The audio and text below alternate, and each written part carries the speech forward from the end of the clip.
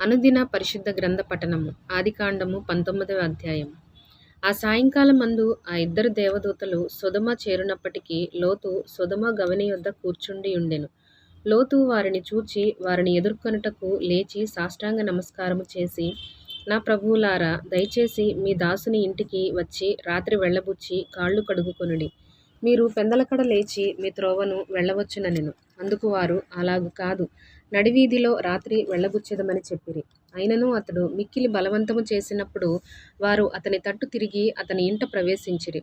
అతడు వారికి విందు చేసి పొంగని రొట్టెలు కాల్చగా వారు భోజనము చేసిరి. వారు పండుకొనక ముందు ఆ పట్టణస్థులు అనగా సొదొమ మనుషులు, బాలురును, వృద్ధులను, ప్రజలందరూ నలుదిక్కుల నుండి కూడివచ్చి ఆ ఇల్లు చుట్టవేసి లోతును పిలిచి, ఈ రాత్రి నీ యొద్దకు వచ్చిన మనుషులు ఎక్కడ? మేము వారిని కూడునట్లు మా యొద్దకు వారిని వెలుపలికి తీసుకుని రమ్మని అతనితో చెప్పగా, లోతు వెలుపల ద్వారమునొద్దనున్న వారి దగ్గరకు వెళ్ళి తన వెనుక తలుపు వేసి, అన్నలారా, ఇంత పాతకము కట్టుకొనుకుడి. ఇదిగో, పురుషుని కూడని ఇద్దరు కుమార్తెలు నాకున్నారు. సెలవైతే వారిని మీ యొద్దకు వెలుపలికి తీసుకొని వచ్చెదను. వారిని మీ మనస్సు వచ్చినట్లు చేయుడి. ఈ మనుషులు నా ఇంటి నీడకు వచ్చియున్నారు గనుక వారిని మీరేమీ చేయకూడదని చెప్పినప్పుడు వారు, నీవు అవతలికి పొమ్మనిరి. మరియు వారు, వీడెవడో మనలోనికి పరదేశిగా వచ్చి తీర్పరిగా నుండ చూచుచున్నాడు. కాగా వారికంటే నీకు ఎక్కువ కీడు చేసేదమని చెప్పి లోతు అను ఆ మనుషుని మీద దొమ్మిగా పడి తలుపు పగలగొట్టుటకు సమీపించిరి. అయితే ఆ మనుషులు తమ చేతులు చాపి లోతును ఇంటి లోపటికి తమ యొద్దకు తీసుకొని తలుపు వేసిరి. అప్పుడు వారు పిన్నలు మొదలుకొని పెద్దల వరకు ఆ ఇంటి ద్వారము దగ్గరనున్న వారికి కనుమబ్బు కలుగు చేయగా వారు ద్వారము కనుగొనలేక విసిగిరి. అప్పుడు ఆ మనుషులు లోతుతో, ఇక్కడ నీకు మరి ఎవరున్నారు? నీ అల్లుని, నీ కుమారులను, నీ కుమార్తెలను, ఈ ఊరిలో నీకు కలిగిన వారినందరినీ వెలుపలికి తీసుకొని రమ్ము. మేము ఈ చోటు నాశనము చేయవచ్చితిమి. వారిని గూర్చిన మొర యెహోవా సన్నిధిలో గొప్పదాయెను గనుక దాని నాశనము చేయుటకు యెహోవా మమ్మును పంపెనని చెప్పగా, లోతు బయటికి వెళ్ళి తన కుమార్తెలను పెండ్లాడనయ్యున్న తన అల్లుళ్లతో మాటలాడి, లెండి, ఈ చోటు విడిచిపెట్టి రండి. యెహోవా ఈ పట్టణమును నాశనము చేయబోవుచున్నాడని చెప్పెను. అయితే అతడు తన అల్లుళ్ల దృష్టికి ఎగతాళి చేయువాని వలె నుండెను. తెల్లవారినప్పుడు ఆ దూతలు లోతును త్వరపెట్టి, లెమ్ము, ఈ ఊరి దోషశిక్షలో నశించిపోకుండా నీ భార్యను, ఇక్కడనున్న నీ ఇద్దరు కుమార్తెలను తీసుకొని రమ్మని చెప్పిరి. అతడు తడవు చేసెను. అప్పుడు అతని మీద యెహోవా కనికరపడుట వలన ఆ మనుషులు అతని చేతిని, అతని భార్య చేతిని, అతని ఇద్దరు కుమార్తెల చేతులను పట్టుకొని వెలుపలికి తీసుకొని వచ్చి ఆ ఊరి బయట నుంచిరి. ఆ దూతలు వారిని వెలుపలికి తీసుకొని వచ్చిన తరువాత ఆయన, నీ ప్రాణమును దక్కించుకొనున్నట్లు పారిపొమ్ము, నీ వెనుక చూడకుము.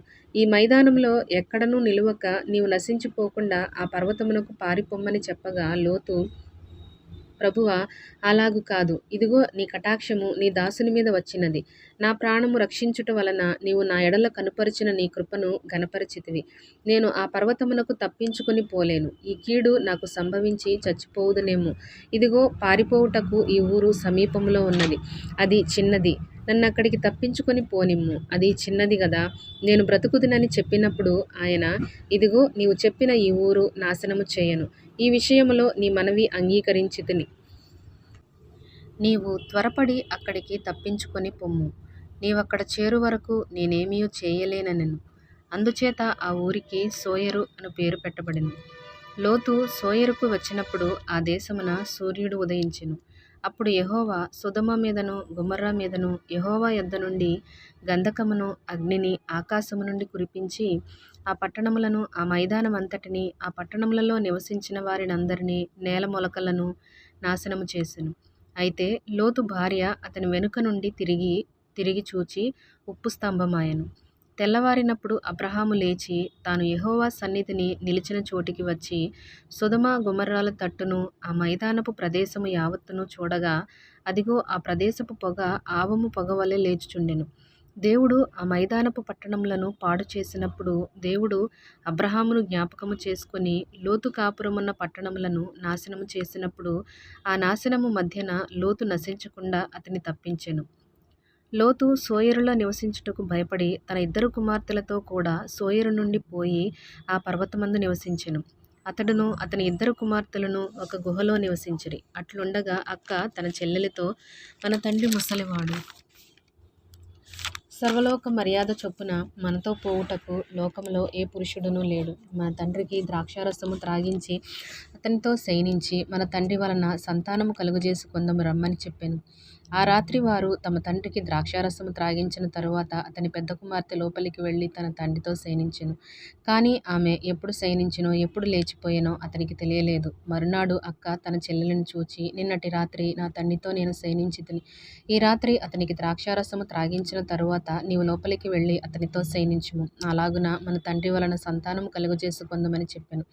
ఆ రాత్రియు వారు తమ తండ్రికి ద్రాక్షారసము త్రాగించిరి. అప్పుడు ఆ చిన్నది లేచి అతనితో శయనించెను. ఆమె ఎప్పుడు శయనించెనో ఎప్పుడు లేచిపోయెనో అతనికి తెలియలేదు. అలాగున లోతు యొక్క 2 కుమార్తెలు తమ తండ్రి వలన గర్భవతులైరి. వారిలో పెద్దది కుమారుని కని వానికి మోయాబను పేరు పెట్టెను. అతడు నేటి వరకు మోయాబీయులకు మూలపురుషుడుగా ఎంచబడును. చిన్నది కూడా కుమారుని కని వానికి బెన్నమ్మి అని పేరు పెట్టెను. అతడు నేటి వరకు అమ్మోనీయులకు మూలపురుషుడుగా ఎంచబడును. ఆదికాండము 20వ అధ్యాయం. అక్కడి నుండి అబ్రహాము దక్షిణ దేశమునకు తరలిపోయి కాదేషుకును షూరుకును మధ్య ప్రదేశములో నివసించి గెరారులో కొన్నాళ్ళు ఉండెను. అప్పుడు అబ్రహాము తన భార్య అయిన శారాను గూర్చి, ఈమె నా చెల్లెలని చెప్పెను గనుక గెరారు రాజైన అబీమెలెకు శారాను పిలిపించి తన ఇంట చేర్చుకొనెను. అయినను రాత్రివేళ దేవుడు స్వప్నమందు అబీమెలెకు నొద్దకు వచ్చి, నీవు నీ ఇంట చేర్చుకొనిన స్త్రీ ఒక పురుషునికి భార్య గనుక ఆమె నిమిత్తము నీవు చచ్చినవాడవు సుమా అని చెప్పెను. అయితే అబీమెలెకు ఆమెతో పోలేదు గనుక అతడు, ప్రభువా, ఇట్టి నీతిగల జనమును హతము చేయుదువా? ఈమె నా చెల్లెలని అతడు నాతో చెప్పలేదా?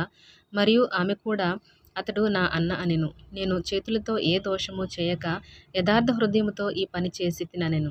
అందుకు దేవుడు, అవును, యథార్థ హృదయముతో దీని చేసితివని నేనెరుగుదును. మరియు నీవు నాకు విరోధముగా పాపము చేయకుండా నేను నిన్ను అడ్డగించితిని. అందుకే నేను నిన్ను ఆమెను ముట్టనీయలేదు. కాబట్టి ఆ మనుషుని భార్యను తిరిగి అతనికి అప్పగించుము. అతడు ప్రవక్త, అతడు నీ కొరకు ప్రార్థన చేయును, నీవు బ్రతుకుదువు. నీవు ఆమెను అతనికి అప్పగించని ఎడల నీవును నీ వారందరును నిశ్చయముగా చచ్చెదరని తెలుసుకొనుమని స్వప్నమందు అతనితో చెప్పెను. తెల్లవారినప్పుడు అబీమెలెకు లేచి తన సేవకులనందరినీ పిలిపించి ఈ సంగతులన్నీయు వారికి వినిపించినప్పుడు ఆ మనుష్యులు మిగుల భయపడిరి. అబీమెలెకు అబ్రహామును పిలిపించి, నీవు మాకు చేసిన పని ఏమిటి? నీవు నా మీదికిని నా రాజ్యము మీదికిని మహాపాతకము తెప్పించున్నట్లు నేను నీ ఎడల చేసిన పాపమేమిటి? చేయరాని కార్యములు నాకు చేసితివని అతనితో చెప్పెను. మరియు అబీమెలెకు, నీవేమి చూచి ఈ కార్యము చేసితివని అబ్రహామును అడుగగా, అబ్రహాము, ఈ స్థలమందు దేవుని భయము ఏమాత్రమునూ లేదు గనుక నా భార్య నిమిత్తము నన్ను చంపుదురనుకొని చేసితిని. అంతేకాక ఆమె నా చెల్లెలను మాట నిజమే. ఆమె నా తండ్రి కుమార్తె గాని నా తల్లి కుమార్తె కాదు. ఆమె నాకు భార్య అయినది. దేవుడు నన్ను నా తండ్రి ఇల్లు విడిచి దేశాంతరము పోవునట్లు చేసినప్పుడు నేను ఆమెను చూచి, మనము పోవు ప్రతి స్థలమందు ఇతడు నా సహోదరుడని నన్ను గూర్చి చెప్పుము. నీవు నాకు చేయవలసిన ఉపకారం ఇదే అని చెప్పితినెను. అబీమెలెకు గొర్రెలను గొడ్లను దాసీలను జనులను రప్పించి అబ్రహాముకిచ్చి అతని భార్య అయిన శారాను అతనికి తిరిగి అప్పగించెను. అప్పుడు అబీమెలెకు, ఇదిగో నా దేశము నీ ఎదుటనున్నది, నీకిష్టమైన స్థలమందు కాపురముండుమనెను. మరియు అతడు శారాతో, ఇదిగో నీ అన్నకు నేను 1000 రూపాయలిచ్చియున్నాను. ఇది నీ యొద్ద ఉన్న వారందరి దృష్టికి ప్రాయశ్చిత్తముగా నుండుటకై ఇది నీ పక్షముగా ఇచ్చియున్నాను. ఈ విషయమంతటిలో నీకు న్యాయము తీరిపోయినదనెను. అబ్రహాము దేవుని ప్రార్థింపగా దేవుడు అబీమెలెకును అతని భార్యను అతని దాసీలను బాగుచేసెను. వారు పిల్లలు కనిరి. ఏలయనగా అబ్రహాము భార్య అయిన శారాను బట్టి దేవుడు అబీమెలెకు ఇంటిలో ప్రతి గర్భమును మూసియుండెను.